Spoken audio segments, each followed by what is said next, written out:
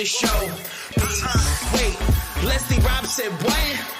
What? Leslie Rob said what? What'd she say? What? Leslie Rob said what?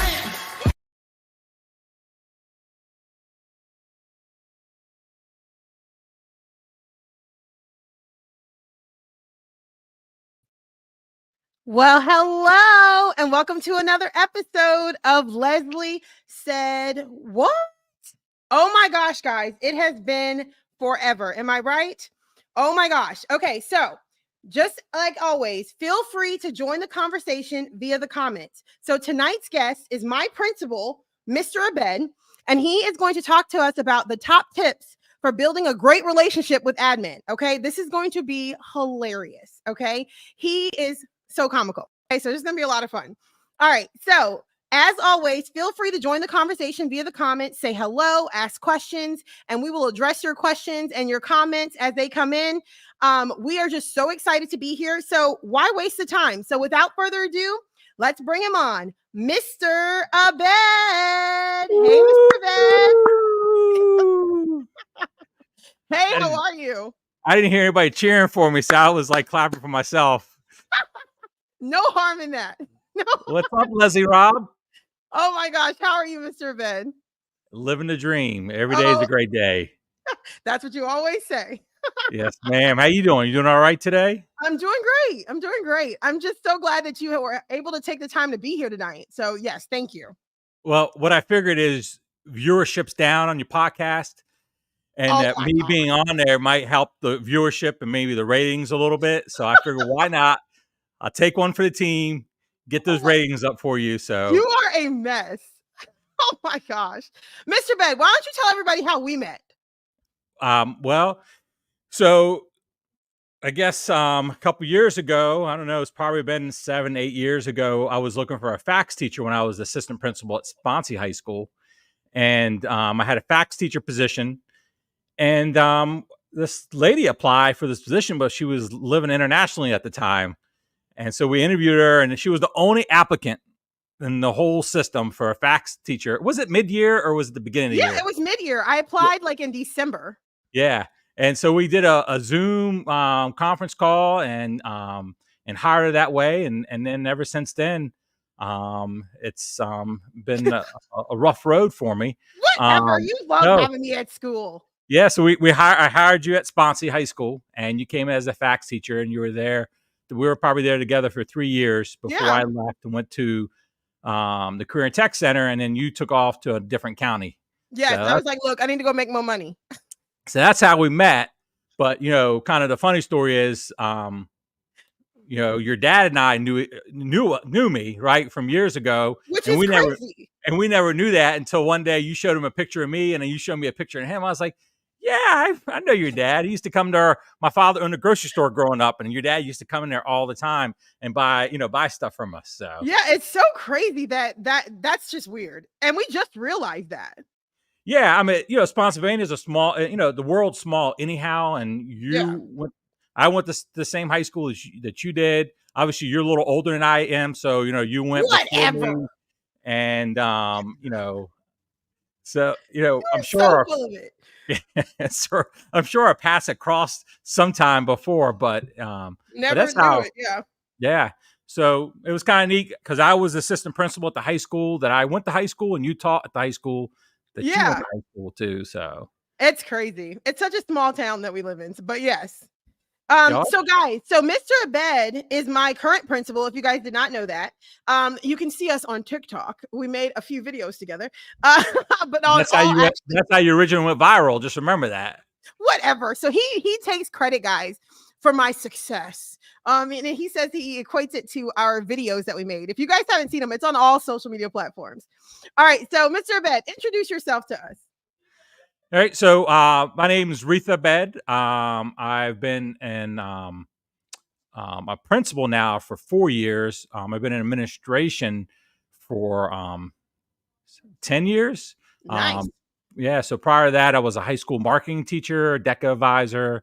I'm one of 11, so I have 10 siblings, 9 boys, 2 girls in my family. Married.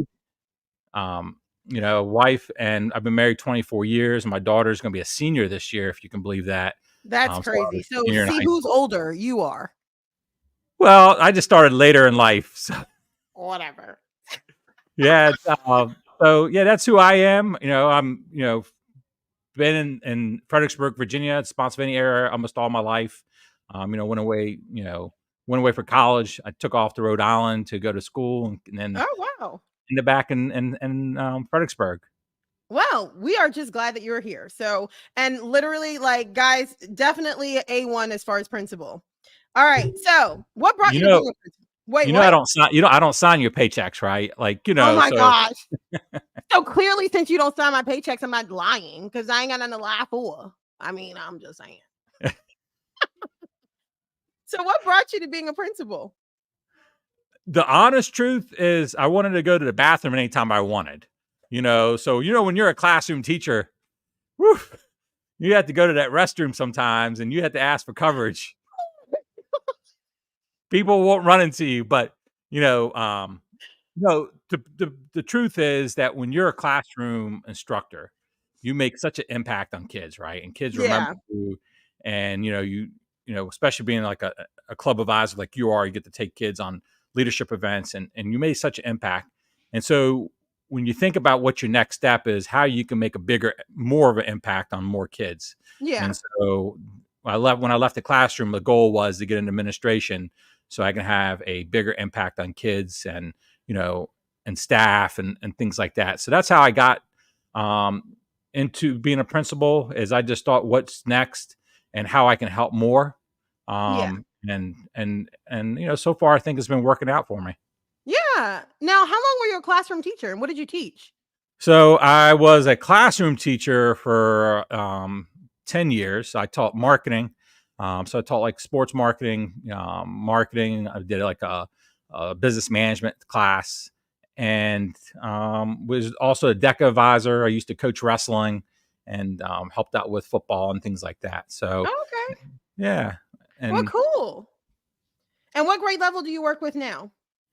well, I'm 9 through 12, so high school. So the principal at the Career and Tech Center in Spotsylvania, Virginia. So what we do there is we have 19 different programs in CTE. We feed in from all 5 high schools in our county. So we have 5 different high schools. The kids come to us. They pick their program they want to be in.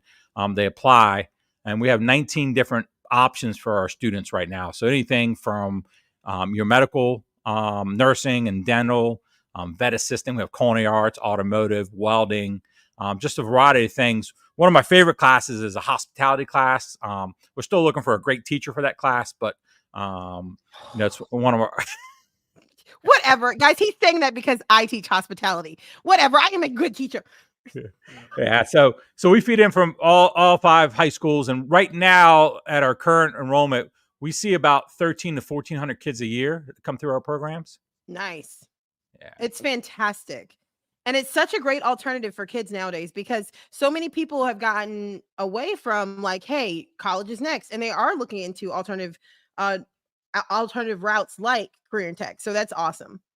Yeah, I think what we do, and obviously in our county, we have career and tech classes at the middle school and at the high school level. But this just takes it to the next level, having a tech center where the kids can come and they spend half a day with us, and and they leave with a credential that takes them to the next level. So like our cosmetology students are sitting for their state boards. So they're licensed cosmetologists, and our culinary art kids are getting their surf safe manager certificate. Yeah. So many opportunities. So regardless of what you're going to do after high school, that's what I love about it. Is our kids are going to college, they're going to the military, they're going to the workforce, but they have a skill and they have a tool that nobody can take away from them, regardless of what they're going to do. Right. And I love that too, because when the kids come through the program and they get their certification, I said, hey, this doesn't automatically take college out of the running. It's just more of now you could actually have this that will take you to college and beyond. But at the same time, they could use those certificates that they get from us as a part-time gig while they're in college. So that also works. Yeah. And I use the example all the time. When I was in college, there was a young lady that was on our college dorm, and she had gotten her cosmetology license in high school. So she cut everybody's hair on the floor, and she made money putting her through her 4-year college. And See, because that's she was a licensed cosmetologist, we were like, oh, wow. Like, and the kids used to just pay her to give them haircuts. And I thought that was the neatest thing. So I always hey, use that as an example. yeah. And I have like one of my students in my class, she would make different baking pastries and different things like that and sell them as a entrepreneurship thing as well. So like, and I had some girls doing hair as well. Hey, whatever works, give them a little part-time job right now. Well, you know, I tell the kids when they come through, regardless of what you can do after high school, if you learn a little HVAC, you're going to own a house one day, right? Truth. You know, and your family, your dad's an HVAC technician, right? So, Yeah.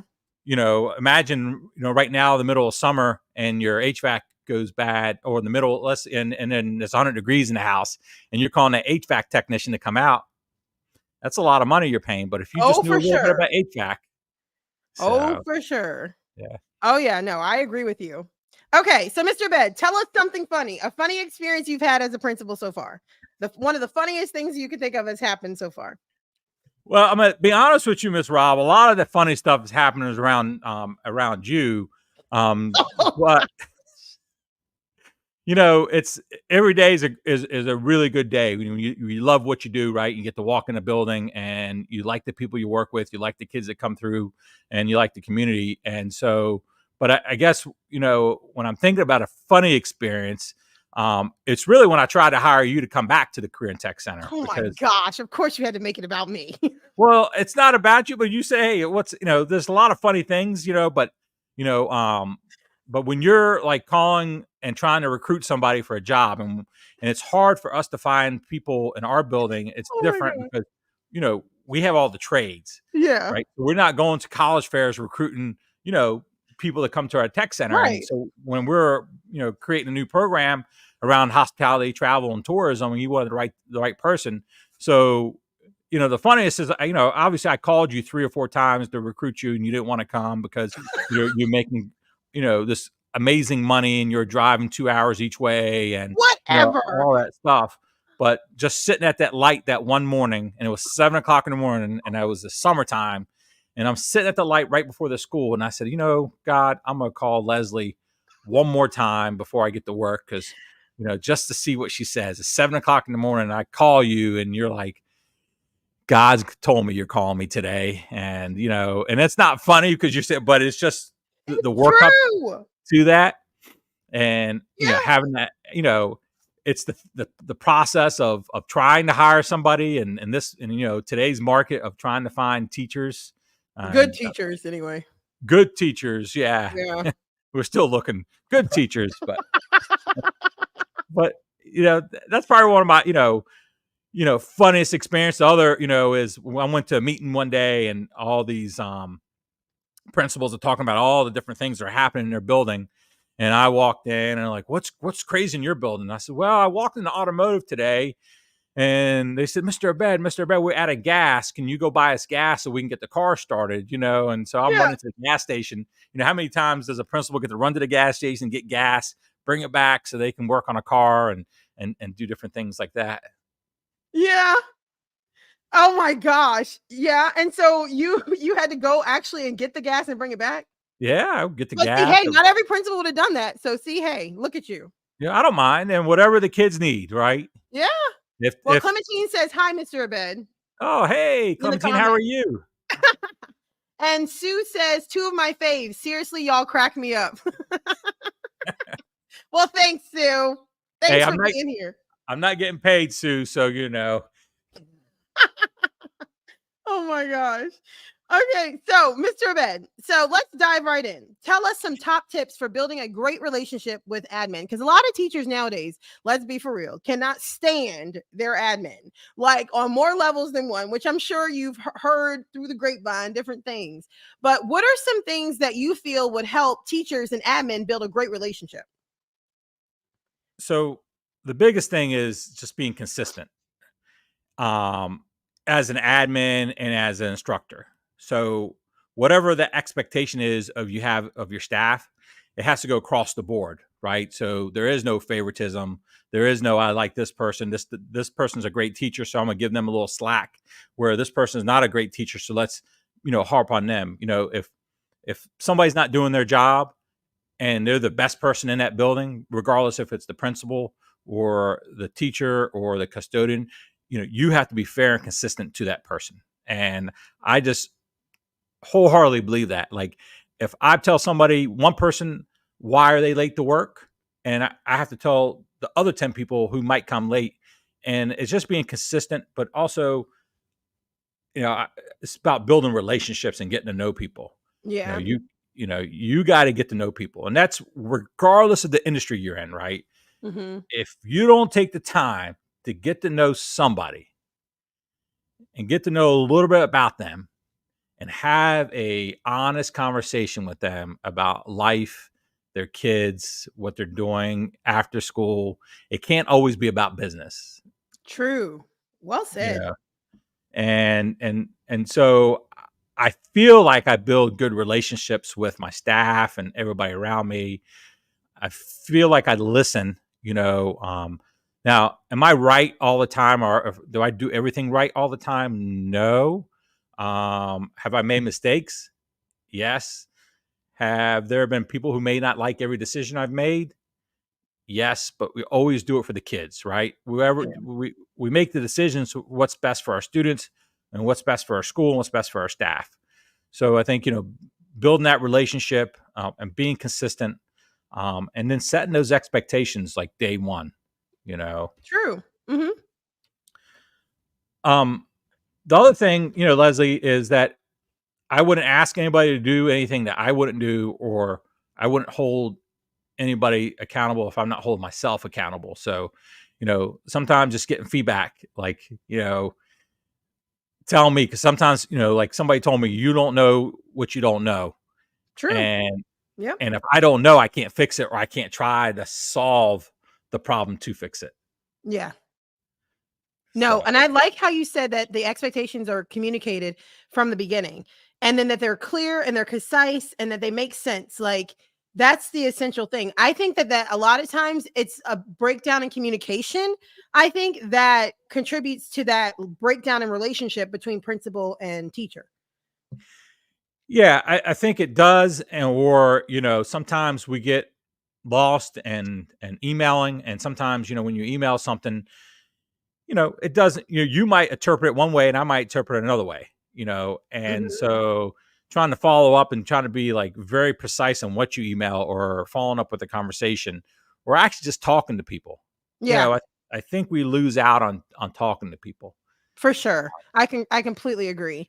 And the thing is, though, is that one thing I do like about you is it's like you don't just encourage us to have a positive attitude, you model the positive attitude. Like, and a lot of times your go-to phrase is always like, every day's a good day. Every day's a good day. Now, Clem says, yes, that part. We set expectations later in the year and it's just too late. Like, it's too late. We have to start off right and then end right. Yeah. And you start off right. And, and my feeling is I have the hard conversation with everybody one time at the beginning of the year. And then I can narrow down on who's really I need to concentrate on. So it's not really fair when you see like an administrator or a classroom teacher, for example, or a boss, where they yell at the whole class because one person has done something wrong. And so if you set those expectations first, and then you've already told the whole class in the best way possible, and then that one person does something wrong, then you can pull that one person aside, and the other people don't have to keep hearing everything that's done wrong. Oh my gosh, yes. Like, I will never understand that. Like, okay, because and this is just in anything. Like, even as a teacher, like, you can't, if there's an individual that is to blame, making a blanket statement to the entire group is not going to do anything, because if that person, it goes over their head, because clearly they don't realize it's our problem as it is. So, like, to not address the problem on the individual makes a huge difference. So those faculty meetings that people have where like they're talking about one person, but then they talk to the whole group, and that one person still ends up doing what they were doing because they completely missed it. Yeah. Yeah, and it happens all the time, right? And yes. And it's different if you have a large majority of people doing it, but in the fact, really, you have a very small majority. Most professionals come in and do their job because they know what their job is. Right. And so you have a few small people that try to get away with things, and unfortunately sometimes it messes up for the group. But if you can just address that small group and Mm-hmm. just get them on track, and they have to have a buy-in, a why, Yeah. um, you know, and I think that's where it starts.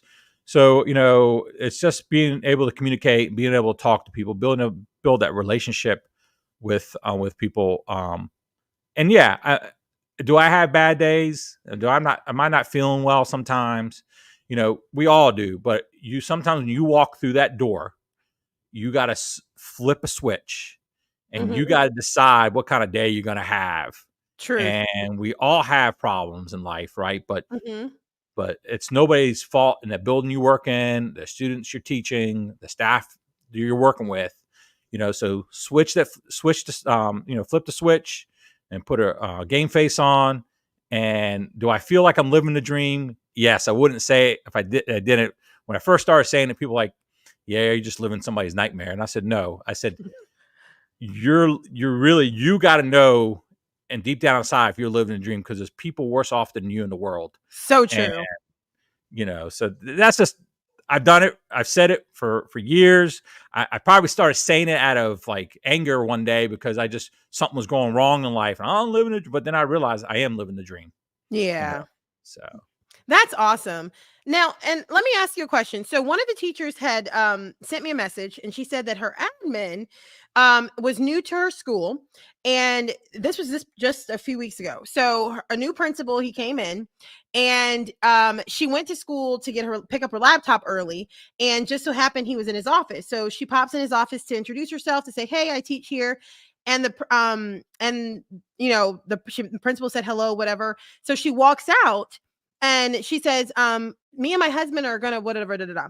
So he stops her and says, "You mean my husband and I?" And he corrects her English. And so she was very upset and very distraught. Do you think she was justified in being upset? I think so. I mean, you know, not all. I don't have perfect. I don't talk perfect English. Hmm. Sometimes, right? And for somebody to correct me especially when I'm don't know them, Hmm. I mean, that would make me upset, as a principal. That's not probably a thing I would do, especially the first time I met somebody. Right. I'm trying to think like why that principal, like you're telling me the story, and I'm like, well, why wouldn't the principal, if he's new to that school, why wouldn't they set up meetings with all his staff members prior to starting so he gets to know them? I thought that's where we're going with this, but Yeah, no.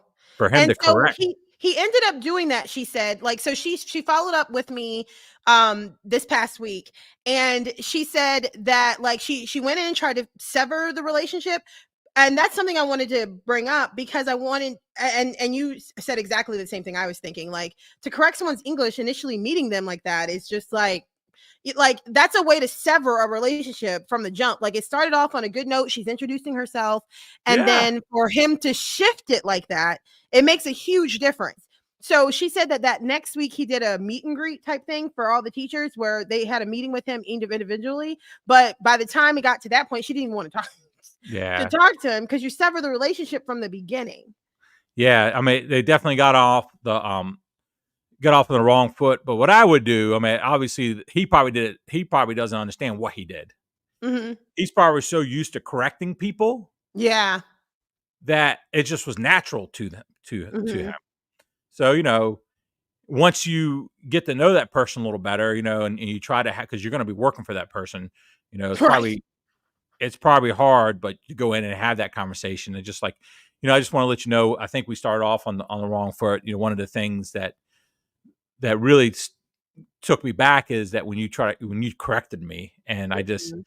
I know you probably didn't mean anything from it, but I just wanted to let you know how I feel, because if you don't tell people how you feel, they're not going to know. True. True. And I'm glad you said that, because that's exactly like my point. Like, and then she said that it just really just threw her off, because it was like, hey, we were doing a good thing, I thought. And then it just shifted. And then we have one more teacher who submitted something. She said that, and she just wants to know perspective. So her admin this year, she is a seasoned teacher. She's been teaching for several years. And a new teacher came in, and so they booted her out of her classroom for the new teacher. Because they wanted the new teacher to be comfortable, and she, being a seasoned teacher, should be okay anywhere. So you're on that. Yeah, that's not how I would approach things. I mean, obviously you make changes. We've made changes to better support like the students. So if we've had to move a teacher, it was because for student purposes, Right. not to make a teacher. Now I know a new teacher's coming in, but there was a way to do that instead of like booting that one teacher. Why aren't you maybe, splitting the classroom, saying, hey, we're not booting you, but we like to have this new instructor come in. Maybe you mentor that person and they share your classroom. So on your planning block, they're going to be using your classroom, and then, maybe one block a day, you'll be in a different classroom. But at the end of the day, you could help mentor and show this new teacher the ways. To really boot somebody. Yeah. And I know not every school has the room. Like I know there's schools that teachers are on carts, but I know there's schools that every teacher has a classroom. Well, we're lucky enough where we're at, where every teacher has a classroom. Nobody's like stressed about that. But the veteran teacher or the new teacher, you really have to come up with a medium ground where it really makes both persons as comfortable as possible. Yeah, I agree with you. I said the same thing. I was thinking more of a collaborative approach probably would have been better. Like meeting with maybe the three of them, like the three of them meet and then discuss like maybe strategies, so the teacher feels like she's a part of it versus just being told, what's going to happen. You know what I mean? Yeah, and tell them way ahead of time so they can prepare. So I've made changes, but I've told I don't think we ever made a change where it was like immediate. Like some people I've told a year in advance, like, hey, look, we're going to do this. We're changing the program, or we're going to have to shift where you're at. So they have time to prepare for that. But to tell somebody right as they're coming back to school, that's what you got to do, and you've been in that classroom. Yeah. Oh, yeah. That's tough. That was a blow. Like when she sent me that, I was like, oh, ooh. Like, I tried to be positive, but I was like, that's kind of messed up. Todd says, great info. Thank you, Todd. Yeah, thanks, Todd. Clem says, do you think teacher check-ins help build relationships throughout the school year instead of just one at the beginning of the year and one at the end, outside of just observations? I think, we should be checking in with our teachers all the time. One thing that I'm bad at is we hire new teachers, I don't set up that a lot of time once a week or once every 2 weeks to pull that new teacher in and say, hey, how are you doing? What can I do for you? I feel like I go around and I talk to all of our teachers on a daily basis to find that out. But you have to have that time, especially. And I know some people have a larger staff, but you also have more administrators when you have a larger staff. So if you're broken up, why aren't they doing a check-in? Like, I think sometimes when you walk in for an observation and you haven't built that relationship with that, I remember as a teacher, if I didn't build a relationship with my administrator and they walked in for that observation, I was freaking out. Same. But once I built that relationship with them and I got to know them and they checked on me and I knew they cared about me, then when they came in and did that observation, regardless of what the outcome of was that observation, I could take the feedback, good or bad, right? Yeah. Oh, for sure. So it's so much easier that way. Like when there is a relationship built to receive the feedback, because I've had an administrator who is very like, you would think that it comes off as critical, but once I got to know her, I realized it's all out of love. Like no harm is meant at all. It's just like wants to see us do well, wants to see us succeed, but I didn't see that until after. Yeah. So yeah. And that's hard, Yeah. especially if you haven't done nothing with that teacher since they started, and you checked in on them when they first started, and you left them alone for 6 months, and then you walk in their class one day, and then you're doing an observation, and then the first thing they hear from you is a negative, or so Yeah. no, It gets rubbed the wrong way. yeah, you get rubbed the wrong way. Yeah. I think we all need to do a better job. But I think what happens is that everybody gets busy, Mm-hmm. and everybody has a lot on their plate, and then they forget what's important. And I think I have to do it myself. I got to prioritize what is important compared to, like, do I need to check that email today to see what's going on? You know, Yeah. um, so No, that makes complete sense. Well, yeah, we got one more question for you. okay, Do you have any encouragement for teachers for the upcoming year? yeah. I would say, if I'm going to say anything to encourage you and to point you in the right direction, I would tell you this: love what you do. Love what you do with a passion, because when you love what you do, it makes it easier for you to walk in that door every day. And yes, are we going to have bad days? Yes, but you're going to outweigh the bad days by the good days, because one day you're going to be, and I'll tell you a story, because I just think it makes what we do worth it. You're going to be walking down the mall, and you're going to have your niece and this is a true story. I was walking down the mall with my niece Hannah, who just graduated, who wants to be a teacher. Mm-hmm. As I'm walking down the mall, one of my former students, Joe, see me across the hall, and this is probably 10 years ago. I had him in class, and he's at the pretzel place, and he sees me. He's Mr. Abed, Mr. Abed, and he just gives me the biggest hug in the world. Has his wife and his kid, introduced me to. This is Mr. Abed. It's the one I've always told you about. He's the one, that's why I had my charger, and that's why I did this, and that's why I did that. And his wife's like, I've heard so much about you. And then your niece, as you're walking away, looks at you, and like I said, she's going to school to be a teacher, and says, that's why I want to be a teacher. Oh, that's that awesome. Right there. And yes, does that happen? Yes. And does it happen a lot? Or, you're sitting there one day, and I was getting procedure done, right? And I'm sitting there, and the young lady that's putting my IVs in, who's getting ready to put me under, Mm-hmm. goes, what do you do for a living, sir? And I said, I'm a principal at a high school. She says, the Career and Tech Center? I said, yeah. She goes, well, I went through that program. I went through the nursing program, and I remember you from being there. And I finished the nursing program there. I became a LPN. Now I'm RN. And she was putting the IVs in me to put me under. So at that time, you knew you did something right, because you're like, she's getting ready to put me under, right? And so, oh my gosh. So I know we all have bad days, but your good days are going to outweigh your bad. Yeah. And then when that one kid comes up to you and tells you thank you, or gives you that email, or does a shout out on your Facebook, Yeah. or runs into you at the mall, or I've been in as far as New York City and ran into a kid I taught.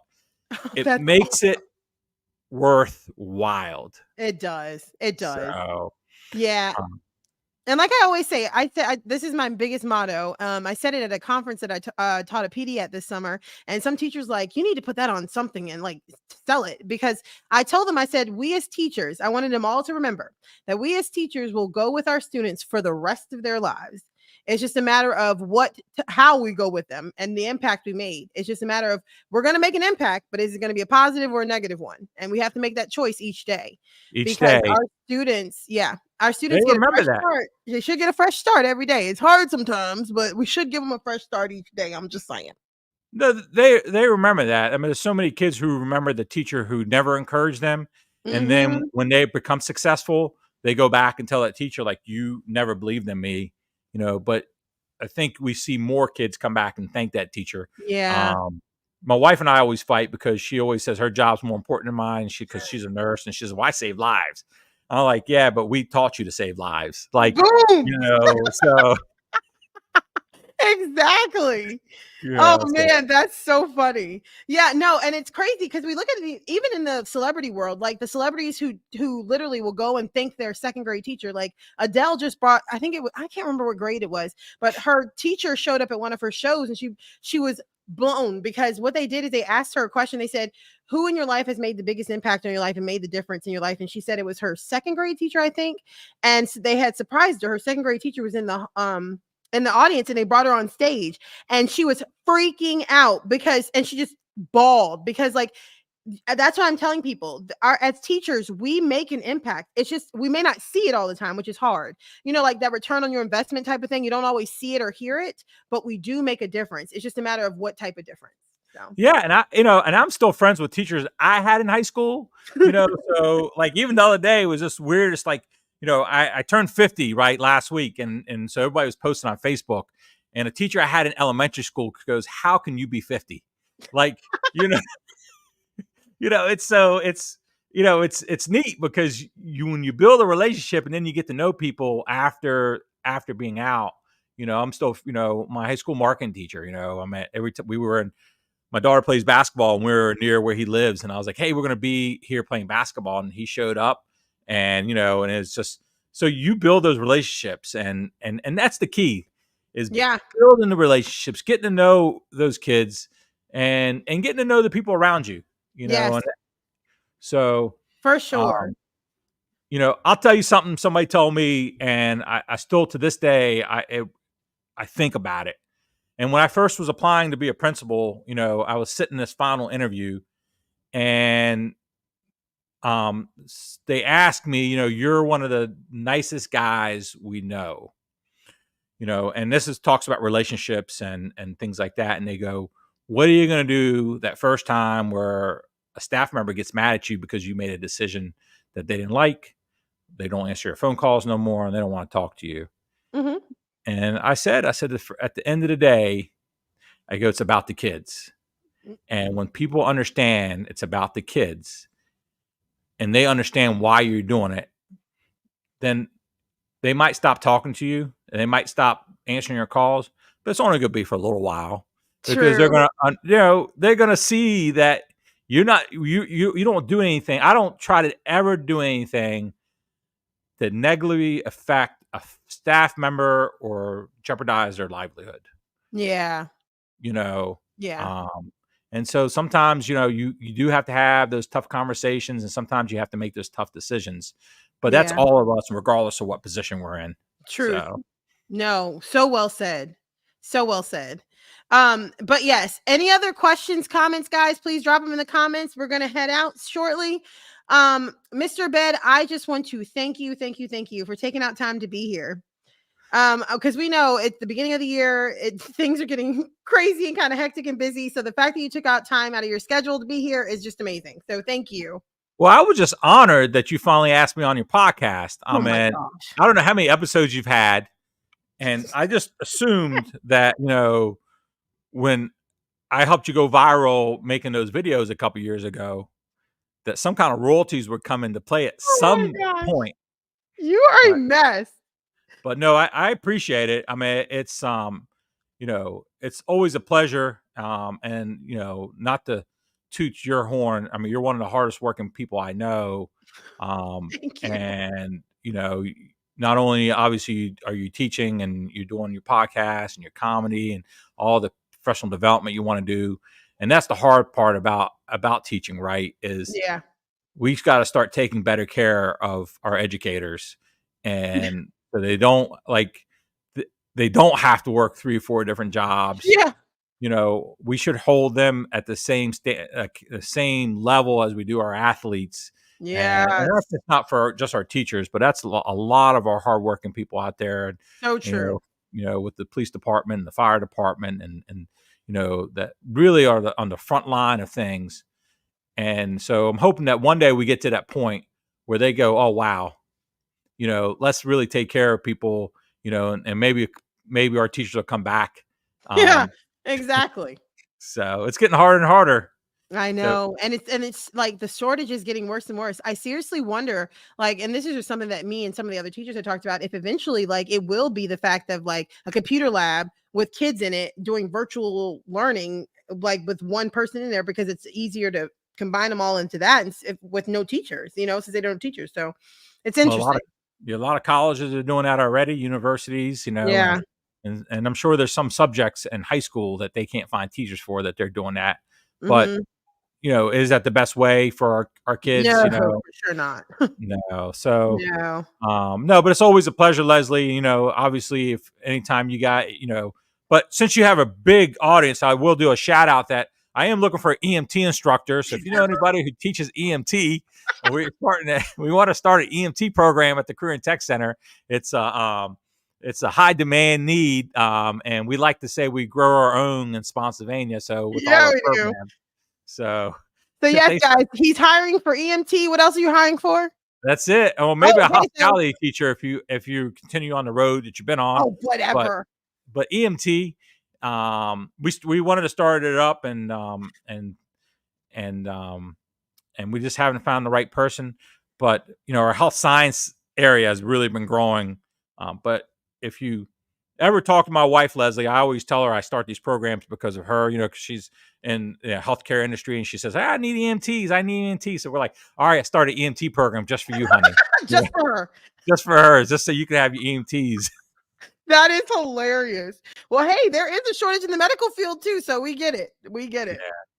Well, guys, that is all for tonight. But if you missed it, or if you know somebody else who missed it and wants to listen, they can listen via YouTube at lesliesaidwhat.com, or they can listen via all podcast channels tomorrow, or they can rewatch the video on Facebook. But again, thank you, Mr. Abed, for being here. I'm going to pull you out. You want to say goodbye? Hi, guys. Thank you for listening. All right, guys, that is it for tonight. Thank you all so much for being here. Thank you all for your continued support. I truly appreciate it. This would not be a podcast without listeners. So I'm so glad that you guys are all here. All right, guys, without further ado, Leslie Said What Season 5, Episode 1 is out.